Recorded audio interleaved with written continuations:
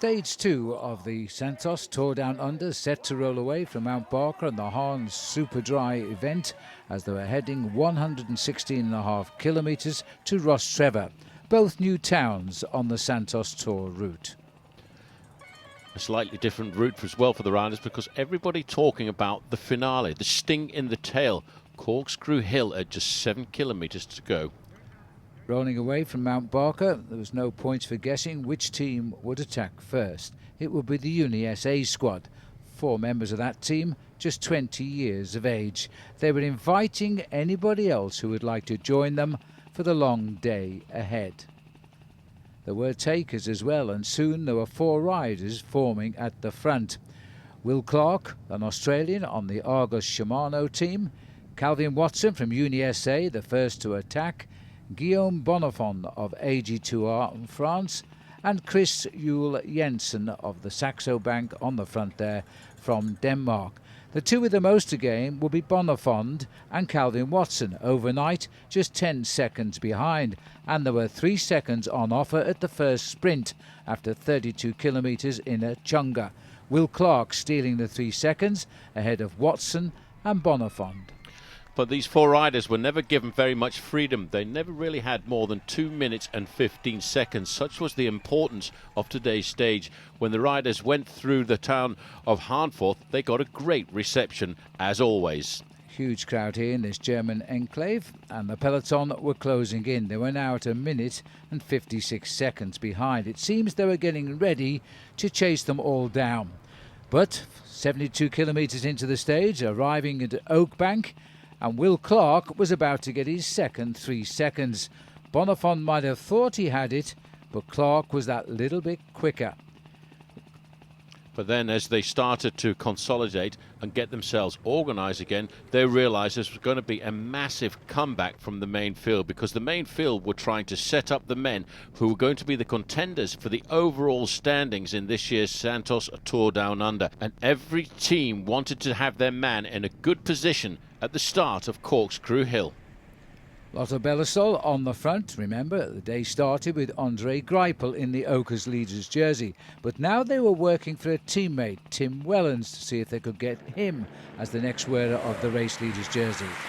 It already just seemed as if the main field were playing with the breakaway, because the gap came down to 1:15, stretched back up to 2 minutes. But when the racing started in earnest, the 4-man breakaway really could not survive. We were now speeding towards Cudley Creek, and once through Cudley Creek you continue down the gorge and start the climb of the Corkscrew. They were now swamping the breakaway riders and spitting them out of the back.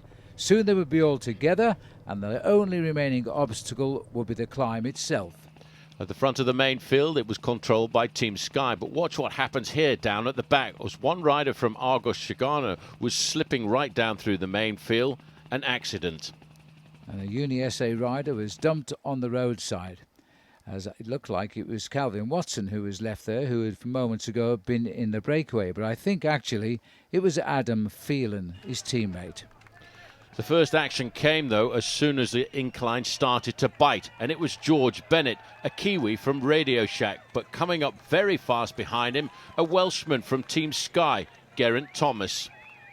Bennett, second in the New Zealand National Road Rage Championship days ago, was looking very good until a tornado blew in from South Wales.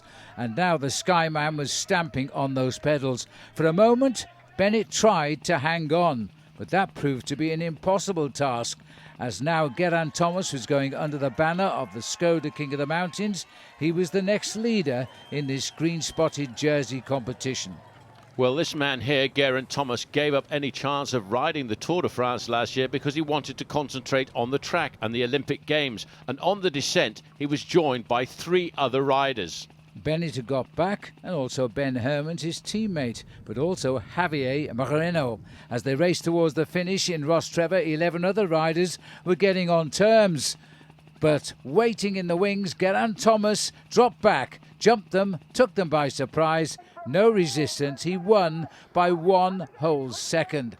He also picks up 10 seconds in time bonus and the Oka leader's yellow jersey. So congratulations to Team Sky. Let's hear what he's got to say as he now takes over the race lead. Well, that will be an ochre jersey at the end of the day. Now will you start to nurture thoughts of winning the Santos Tour Down Under overall? Oh, we'll take tomorrow first, so just take it day by day. You know, I came here just wanting to race hard and possibly get a stage, so done that, and that's fantastic. And you know, GC would be a massive bonus now, but yeah, tomorrow's hard enough, so we'll see what happens there first. Yes, well, tomorrow they race 6 times round at the town of Stirling, and that is a really tough finishing course. But for today, Geraint Thomas is the leader of the race by 5 seconds over Javier Moreno of Spain, and Ben Hermans and Daniela Pietropoli are behind him.